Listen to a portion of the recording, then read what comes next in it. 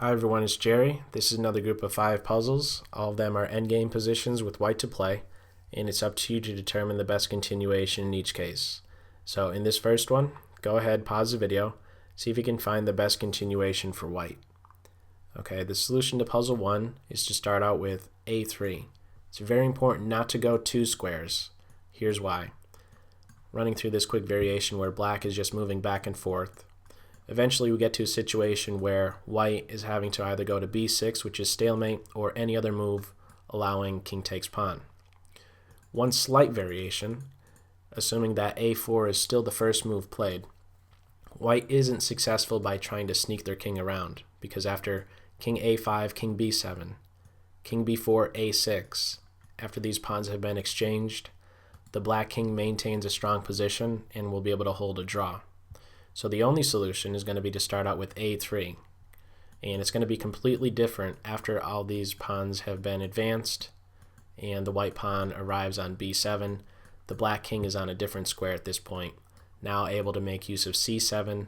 The white king can slip in and then promote on the next turn. So that's the solution to puzzle 1. Moving on to the second. Once again, white to play. Pause the video, see if you can find the best continuation for white. Okay, the solution to this one is to start out with either king d4 or king c4. It's very important not to just go right ahead trying to promote your pawn, because after king d8, c7, we have a similar situation as we experienced in the first puzzle, where if king c6, that's stalemate, and any other move allows king takes pawn, which is a draw. So what's important to make use of is triangulation, and that involves moving the king 3 times in a row and starting first with either king c4 or king d4, ultimately landing this king back to this d5 square, but then have it be black to move. So we want to establish as white here this same position, but have it be black to move. So this can be accomplished by going to d4, and if at any point the black king makes use of c7, for example king c7, we can now pivot on this c5 square and then get to b6. This pawn will fall and white will be winning. So instead of king c7 right here, let's just have the king go back to d8. King c4, similarly, king c7, king c5, etc. So the black king essentially going back and forth. Finally, we have this same position arising, but now it's black to move, and that's going to be much different, because king d8, king d6, king c8, c7, king b7, and now sneaking our king up in promotion next. One thing to just be a bit cautious of, you don't want to promote to a queen here, that's stalemate. So just being a bit cautious of that. You could just promote to a rook or play your king to this c6 square. King a8, promote to a queen now with check, and then mate. So that's the solution to puzzle 2. Moving on to the third. Once again, white to play.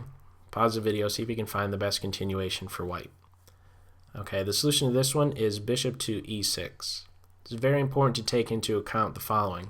We're working with a rook pawn and a bishop that cannot control the corner square. So what that means is that if the black king can get to that corner square, it's going to be a draw. So the goal on the white end here is going to prevent the black king from getting there. Bishop e6 is a step in this direction, knowing now that king f8 could be met with h6, which is guarding the g7 square. And with this square also being guarded and this one, the black king is going to have to go in the other direction, and white would be able to queen. However, there is more resistance that can be put up, and it comes in the following form. King to e7, white could ignore the threat on the bishop and just push the pawn. Taking is going to result in promotion in just 2 moves.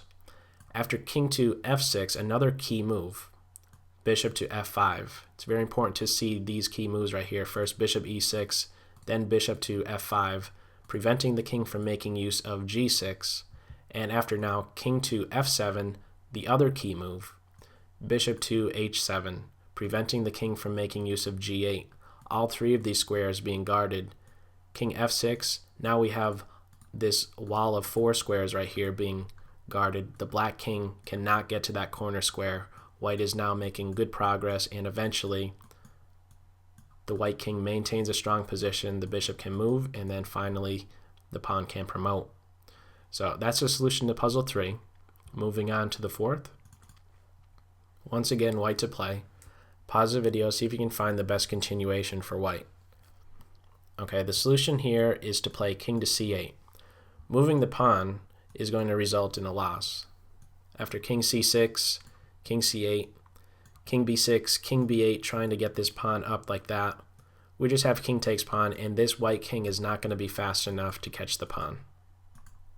So, what is the solution? Well, after king to c8, king c6, king to b8, king to b5, because otherwise, moving this pawn right now, we're just going to have the pawn pushing 3 times. It would be white that'd be winning. So, king b5, and here's the key move right here, king to b7, looking to just advance this pawn.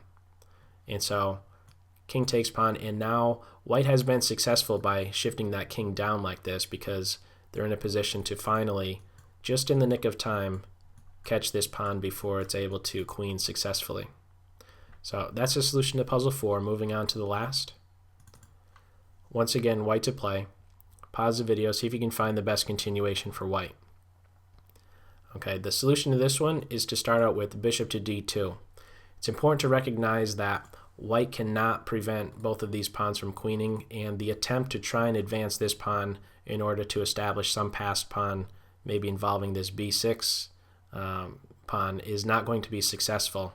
And so what white is needing to do is something very, very clever, and what that involves is a self-stalemate, starting with bishop to d2, g2, bishop to a5, g1 equaling a queen, and after b4, regardless of black's next move, the result is going to be a stalemate.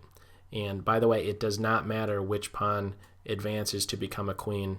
The best that could maybe be done, I guess, is just to capture this pawn. But again, we have an instance here of stalemate, one of those self-stalemates, a very rare position to see. So that's all for this video. As always, I hope you're able to take something away from it. Take care.